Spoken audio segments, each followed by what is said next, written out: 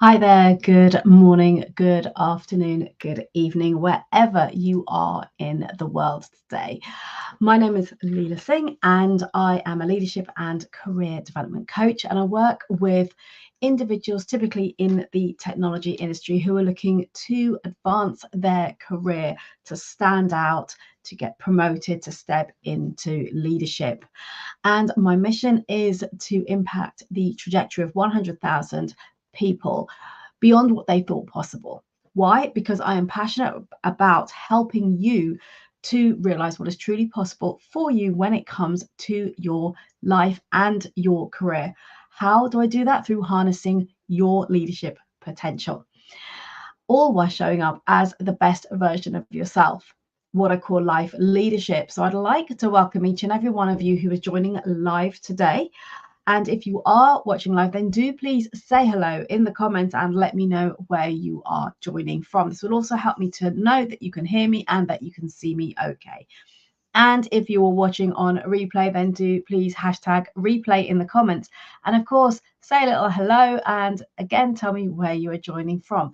And of course, for today's topic, if there's any questions that you have on this, anything you'd like to share, please do pop them in the comments. Even if you are watching on replay, I will revisit and comment and respond to you accordingly.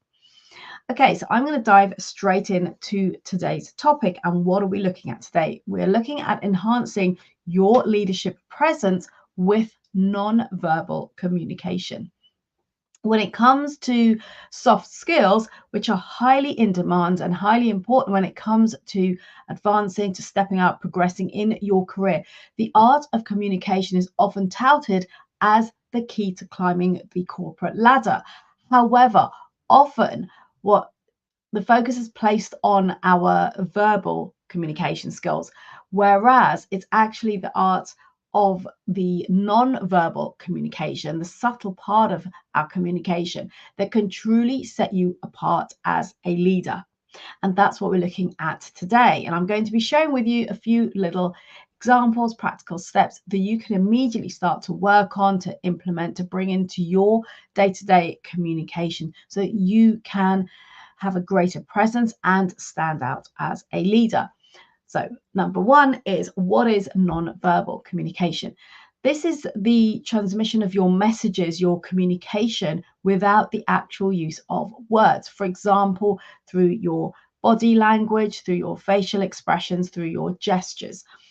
And even sometimes what we call the personal space, so the distance between individuals when they're together in a room, and that personal space, that distance between the physical distance between people.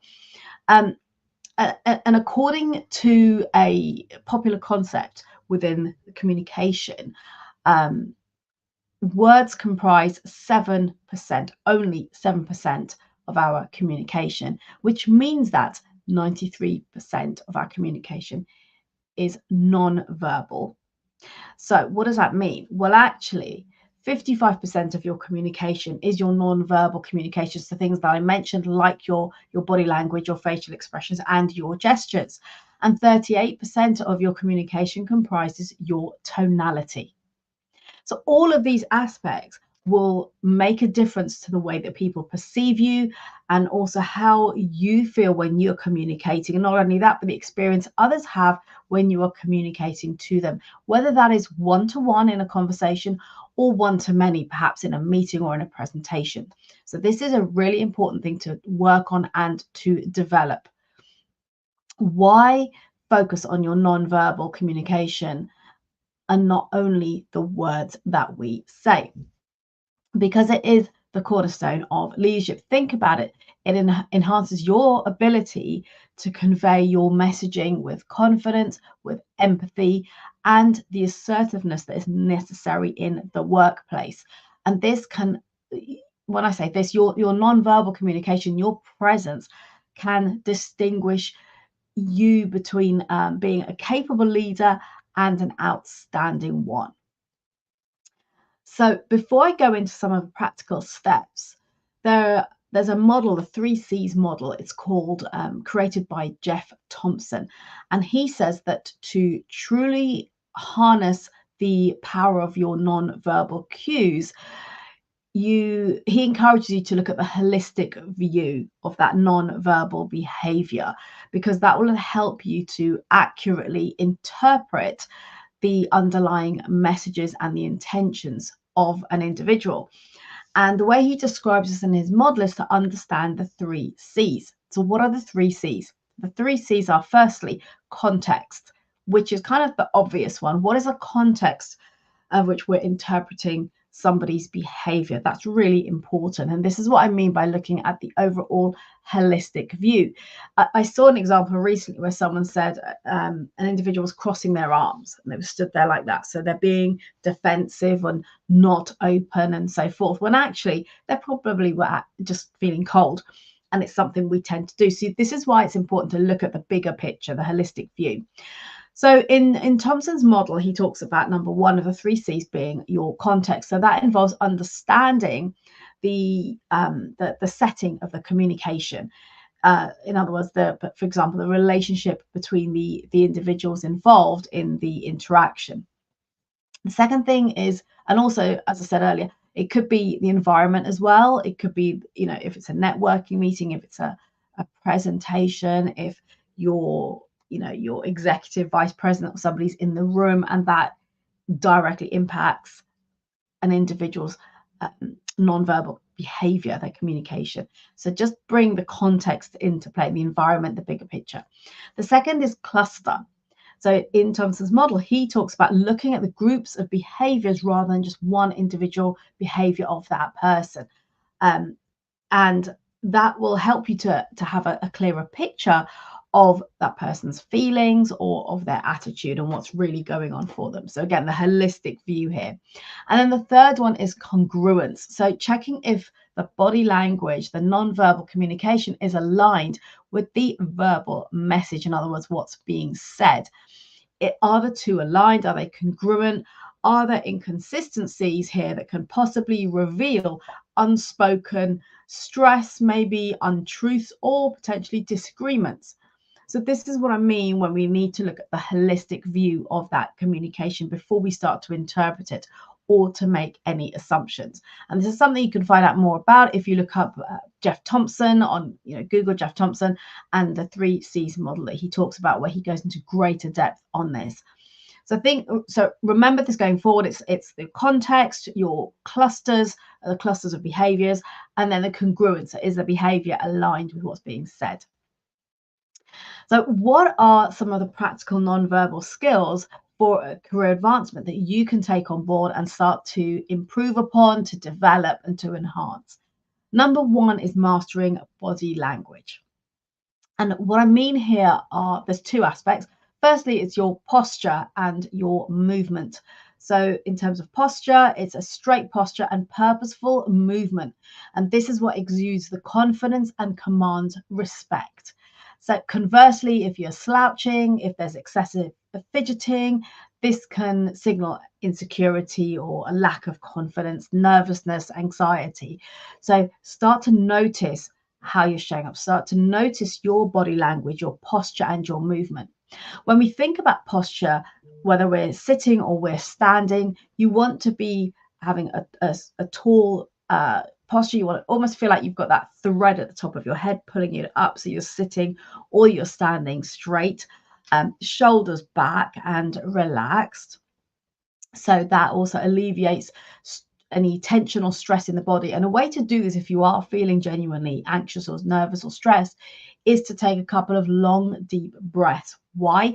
Because this naturally relaxes the muscles in the body. So if you are unknowingly carrying any tension in your body, by doing those breathing exercises, you can naturally just relax that and move it, and that will help you to feel more relaxed and grounded and in control, but also have other people perceive you that way too, which is really important in terms of the perception of your confidence and your certainty in yourself and also in your communication.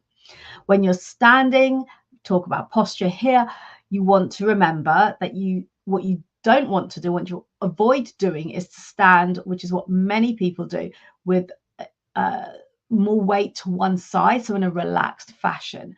That's okay if you're out, on an evening, socially and so forth.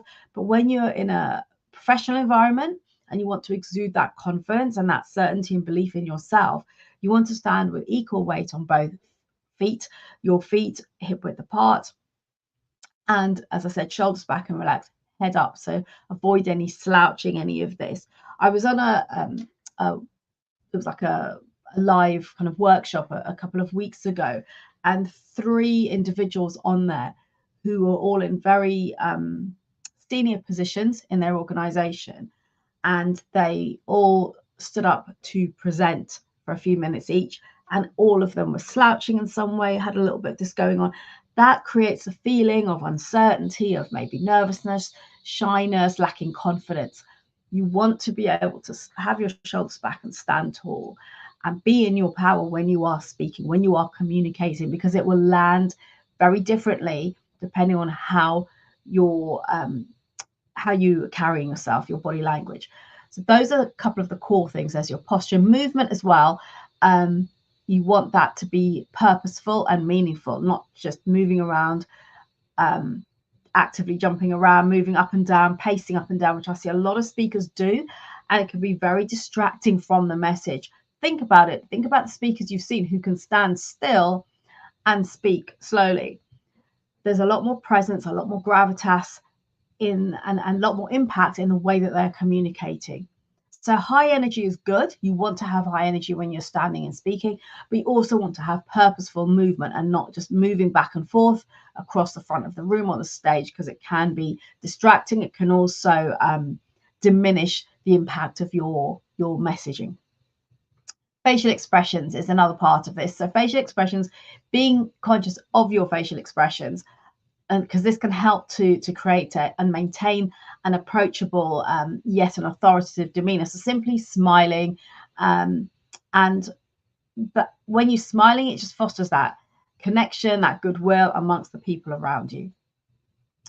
Number 2 is effective use of your gestures. So you want to use open gestures like this rather than closed gestures like that, to suggest that inclusiveness and the acceptance of the people that you're speaking with. Avoid finger pointing, whether it's like this or like that. You do not want to be finger pointing when you are speaking to somebody. If you want to gesture, use your whole hand like this to make your point, not that, not this pointing at somebody, but actually using your hand like this if you're looking to make a specific point or emphasize a point. So hand gestures is the second one. The third one is honing your voice tonality. So start to notice your tonality of your voice. Is it quite monotone? Is it varied? Do you create emphasis when you are speaking? Do you speed up in some places? Do you perhaps slow down and pause as well? So think about all of these aspects when you are communicating, when you're speaking. Vary the tone to keep your audience engaged. Avoid going into monotone. If you're not sure whether you're doing that, seek feedback. Seek feedback from someone whose opinion you value, you trust, and who has your back, who wants to see you develop and grow. Practice speaking from your diaphragm, so rather than up here in your throat, because that will also help you to project your voice more clearly and confidently across the room. And what I mean by this is sometimes when we're anxious or we're nervous, we tend to speak from up here rather than down in our diaphragm. So start to slow down and notice the way that you're speaking, particularly if you're in an environment when you are nervous or anxious. Slow down and take a deep breath. Speak from your diaphragm. It will help, again, you to feel confident. It will also project that confidence to others and enable you to project your voice more confidently as well in your messaging. So what are some key takeaways from this? First of all, your non-verbal communication is essential. It counts for more than half of your communication in a professional setting. Really important to work on honing and developing this. Secondly, use your gestures wisely. So remember, no pointing, but use your gestures in a way that helps to reinforce your spoken words and also convey your message more. Maintain good posture. This signals the confidence and helps maintain an aura of authority as well as approachability. And by the way, this isn't only about you projecting that confidence. When you stand tall, when you have your shoulders back and relaxed, when you have your head held high, it has you automatically, naturally feel more confident as well. So this is for yourself as well as for the impression others are forming of you. Facial expressions matter. These provide cues about your emotional state. So do become aware of your facial expressions and think about how these can influence the way that others perceive you. The next is your voice. Your voice does matter. So modulating your tone, keeping the tonality varied can significantly impact the clarity of your message and the reception of that message to others.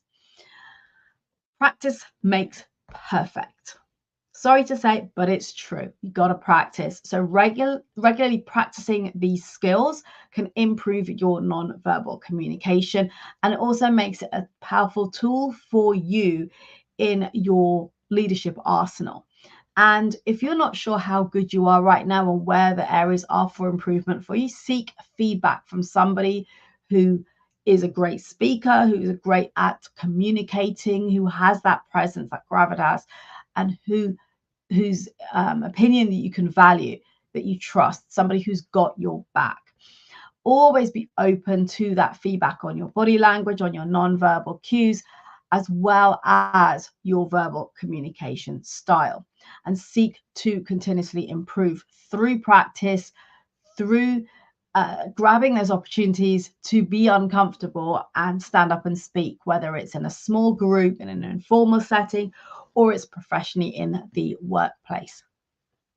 Mastering the art of non-verbal communication is essential when it comes to unlocking those new opportunities, to achieving your career growth, to being perceived as a confident upcoming leader. And the reason I'm emphasizing this is because the non-verbal communication is often overlooked and undervalued. So, quick recap on this, and if you haven't done so, grab pen and paper and take some notes. Some of the skills that you can develop on is mastering your body language, thinking about your posture, your movement, and your facial expressions. Consider your gestures, bring in useful, effective gestures when you are speaking, and look to hone your voice tonality. And remember, it's not just what you say, it's how you say it that defines your leadership. So any questions on that, do please let me know. Pop them in the comments. I will come back and answer them as soon as I can. Shah, hello. Sorry, I didn't see you there. Thank you for joining. And for those of you who are watching on replay, any questions, as I said, any comments on this, anything you want to add, please pop them in the comments. I will come back and respond to you. So before I head off, a couple of quick reminders. First of all, if you haven't already done so, do grab your copy of my personal brand playbook. This is something I put together which outlines in detail the 6 core pillars of building a powerful in-person personal brand. So this aspect, your presence and your non-verbal communication, is one part of that, one of those 6 areas. It goes into much more depth on this, also provides you with a brand assessment, as well as some key takeaways that you can go and implement immediately to start to build your in-person personal brand. So that's number 1. If you haven't grabbed that, do click on the link in the comments and get your copy today. Secondly, after I finish today, head over to my YouTube channel. Please do subscribe to it so you will get notified of any new videos as they drop. Also, please share with colleagues, with friends who you feel can benefit from the content that I share both here and on the YouTube channel, which includes all of my podcast video recordings, over 50 of which are with leaders from the technology space who have generously shared their time, their career journeys, the challenges that they've overcome, and actually showing us what is possible when it comes to your career. So please head over, subscribe, and share that with those who can benefit from that. Until next time, do remember to harness your potential, to elevate your performance, and to strive towards your growth and pursue that next promotion, that next opportunity by showing up as the best version of yourself. Have a great rest of the week, and I look forward to seeing you same time, same place next week. Until then, take care.